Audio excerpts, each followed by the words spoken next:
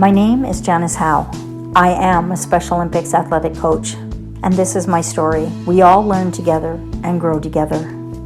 My story starts as an introverted girl who found her voice on the track. I grew up on air bases and moved often. I was shy and had few friends. I was middle of the road in everything I did.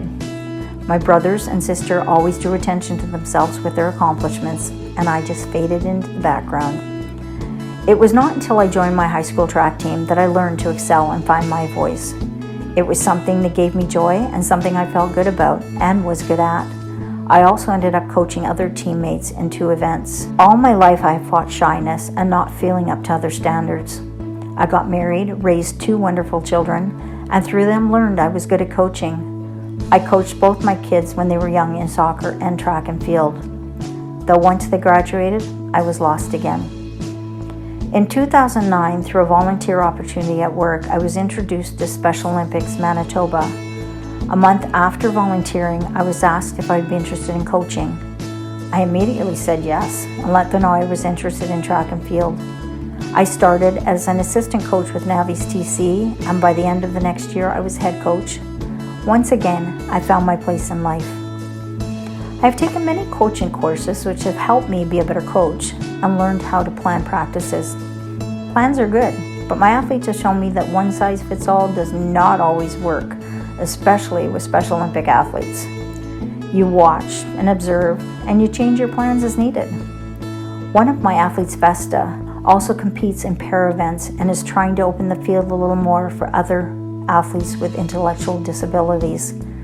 This same athlete was struggling with the concept of acceleration, so I told her to think of the cones as people she had to speed up to pass.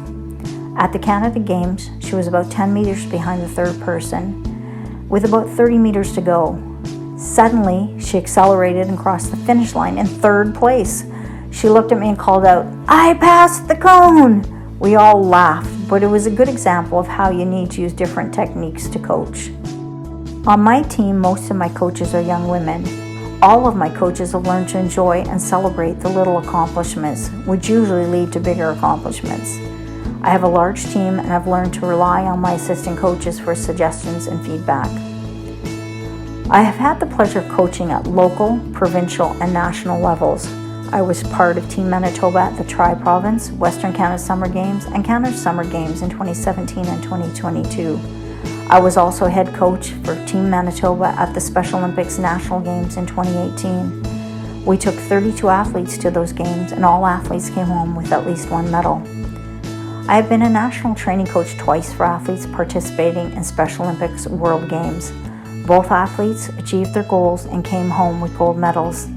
I will once again be a training coach for my athlete Regan as she prepares for the Special Olympics World Games in Berlin, Germany in June of 2023.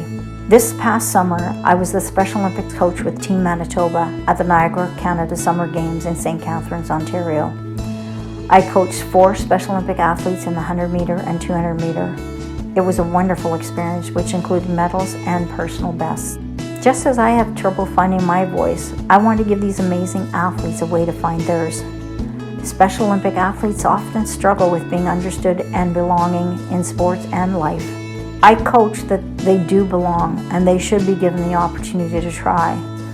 Our coaches will work with them to modify and adapt based on their needs and goals. We will take these athletes as far as we can safely in whatever they want to try. We all learn together and we all grow together. I have many reasons for why I keep coaching. My athletes have shown me that you never give up. You keep on pushing through when others say you can't. They have taught me compassion, acceptance, selflessness, and joy in life. Never let anyone else limit who you want to be. If you want to help others to find their voice and their passion, look up your local, provincial Special Olympics organization. Talk to the people that work for this great organization. Visit one of our programs. You too can find joy and accomplishment and help others grow into the people they are meant to be. Maybe you too will grow into the person you are meant to be.